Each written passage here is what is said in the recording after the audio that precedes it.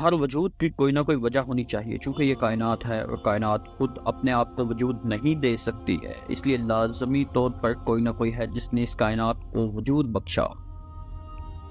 کائنات کے بارے میں ہمارا مشاہدہ یہ ہے کہ یہ روبہ تنزل ہے، چیزیں پرانی ہوتی ہیں، قوتیں ختم ہو جاتی ہیں، انسان بوڑھا ہو جاتا ہے، اس لیے لازمی ہے کائنات کا کوئی نقطہ آغاز ہوگا جہاں سے یہ دھیرے دھیرے ڈل کر اس حالت میں پہنچی ہے۔ اس مستقل تنزلی کی بنیاد پر یہ دعویٰ کیا جاتا ہے کہ کائنات کا کوئی نقطہ آغاز ضرور ہے۔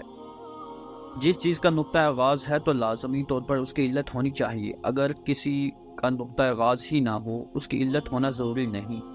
چونکہ کائنات کے بارے میں ہمیں معلوم ہے کہ اس کا نقطہ آغاز ہے، اس کی علت ہونا لازمی ہے۔ چونکہ خدا کے بارے میں ہمیں ایسے کسی دعوے کی کوئی بنیاد ہی نہیں ملتی ہے، اس لیے خدا کی علت کی جستجو بیکار ہے۔ کچھ یونانی فلاسفہ کا یہ دعویٰ تھا کہ اجرام سماوی جیسے سورج اور تارے مستقل ایک ہی کیفیت میں ہیں اور صدیوں سے ان کی گرمی یا روشنی میں کسی قسم کی کمی محسوس نہیں کی گئی، اس لیے یہ قدیم ہے، اسی بنا پر خدا کا وجود ثابت نہیں ہوتا ہے۔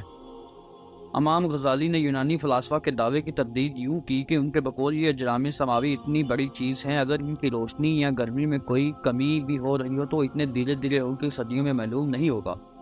خدا کی علت کے سوال کے جواب میں یہ ایک نقطہ بھی ہے کہ چلیے فرض کر لیتے ہیں کائنات کی علت Z ہے، تو سوال پیدا ہوتا ہے کہ Z کی علت کیا ہے۔ فرض کر لیتے ہیں کہ Z کی علت Y ہے، تو سوال پیدا ہوگا کہ Y کی علت کیا ہے۔ فرض کر لیتے ہیں کہ Y کی علت X ہے، تو سوال پیدا ہوگا کہ X کی علت کیا ہے۔ فرض کر لیتے ہیں کہ X کی علت W ہے۔ اس طرح آپ مانتے چلے جائیں تو ایک لامحدود سیریز ہو جاتی ہے، اور اگر یہ سیریز سچ مچ لامحدود ہے تو پھر کائنات کا وجود ہی نہیں ہونا چاہیے تھا۔